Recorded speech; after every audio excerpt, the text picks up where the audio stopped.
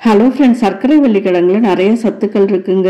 இது நிறைய பேருக்கு பிடிக்கும். ஆனா இதை நம்ம ரொம்ப அளவுக்கு அதிகமா சாப்பிடும்போது நம்ம உடம்புக்கு ஒரு சில பக்க விளைவுகள்லாம் ஏற்படுது. அது என்னென்னு பார்த்து தெரிஞ்சுக்கலாமா? வாங்க வீடியோக்குள்ள போலாம். இந்த சர்க்கரை வள்ளி கிழங்குல பார்த்தோம்னா மாவு சத்து, கார்போஹைட்ரேட் ரொம்ப அதிகமா இருக்குங்க. இதுல இருக்க சத்துக்கள்னு பாத்தீங்கன்னா புரதம், vitamin A, vitamin C, potassium, magnesium, இரும்பு சத்துன்ற நிறைய ஊட்டச்சத்துக்கள்லாம் இதுல இருக்கு. இந்த கிழங்குல அவ்வளவு சத்துக்கள் இருக்குன்னு சொன்னோம்லங்க. அந்த ஊட்டச்சத்து அளவுகள் என்னென்னு பாத்தீங்கன்னா கார்போஹைட்ரேட் 26 கிராம், புரோட்டீன் 2 கிராம், கொழுப்பு 0.07 கிராம், நார் சத்து 3.9 கிராம் இருக்குங்க. இந்த சர்க்கரை வள்ளி கிழங்குல வைட்டமின் ஏ ரொம்ப அளவுக்கு அதிகமா இருக்குங்க. இந்த வைட்டமின் ஏ அதிகமா இருக்கிறனாலதான் இது நம்ம அளவுக்கு அதிகமா சாப்பிடும்போது நமக்கு பக்க விளைவு ஏற்படுத்துது. என்னென்னு பார்க்கலாமா? இந்த சர்க்கரை வள்ளி கிழங்கு ரொம்ப அதிகமா சாப்பிடும்போது நம்பர் 1 ப்ராப்ளம் என்னன்னு பாத்தீங்கன்னா வயிற்றுப்போக்கு தாங்க ஏற்படுது.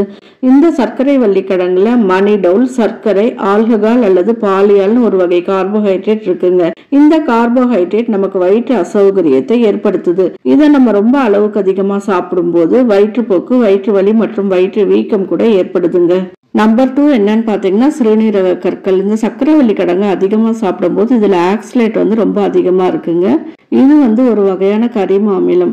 ஏற்கனவே சிறுநீரக கற்களால பாதிக்கப்பட்டவங்க இந்த சர்க்கரை வள்ளி கிழங்கு தவிர்க்கிறது ரொம்பவே நல்லது. ஏன்னா இதுல இருக்க அமில ஆக்சலேட் சிறுநீரகத்துல வலியோட கூடிய கற்களை உருவாக்குதுங்க. அதனால சிறுநீரக கற்கள் உருவாகுன்ற அபாயம் இருக்கிறவங்க இந்த சர்க்கரை வள்ளி கிழங்கு சாப்பிடாம தவிர்க்கிறது ரொம்பவே நல்லது. நம்பர் 3 என்னன்னு பாத்தீங்கன்னா இதய பிரச்சனைங்க. இந்த சர்க்கரை வள்ளி கிழங்குல பொட்டாசியம் ரொம்பவே அதிகமா இருக்கு. இது சர்க்கரையோட அளவை நிர்வகிக்க உதவி செய்யுதுங்க. இதனால இதய பிரச்சனையோட அபாயத்தை கூட குறைக்குது. ஆனாலும் இது ரொம்ப அளவுக்கு அதிகமா சாப்பிடும் போது பொட்டாசியம் ரொம்ப அதிகமாகி ஹைப்பர்கேமியா இல்லைன்னா பொட்டாசியம் நச்சுத்தன்மைக்கு வழிவகுக்குதுங்க. இதனால ஹார்ட் அட்டாக் வர அபாயம் கூட ஏற்படுது.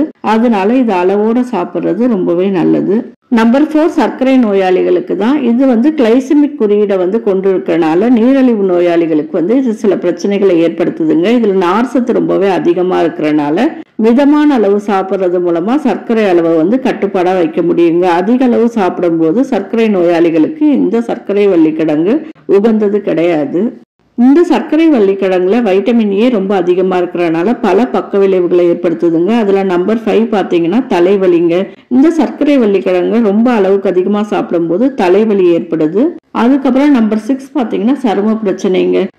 சரும பிரச்சனைகள்லாம் ஏற்படுதுங்க. இதுல வைட்டமின் ஏ ரொம்ப அதிகமா இருக்கிறதுனால கடினமான முடி, புருவங்கள்ல இருக்க முடிகள்லாம் உதிர்றது, அப்புறம் வெடிப்புற்ற உதடு, வறண்ட சருமங்கள்லாம் ஏற்படுதுங்க. நம்பர் 7 பாத்தீங்கன்னா இதுல இருக்க வைட்டமின் ஏ அதிகமா சாப்பிடும்போது கல்லீரல் பிரச்சனை ஏற்படுதுங்க.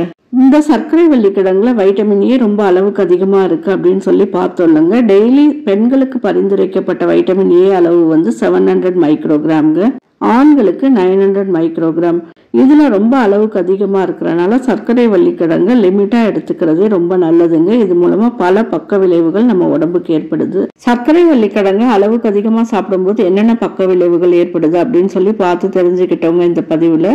உங்களுக்கு பயனுள்ளதா இருந்தா பிடிச்சிருந்தா லைக் பண்ணுங்க, ஷேர் பண்ணுங்க, சப்ஸ்கிரைப் பண்ணுங்க, கமெண்ட் பண்ணுங்க. இதே மாதிரி ஒரு நல்ல பதிவுல பார்க்கலாம்.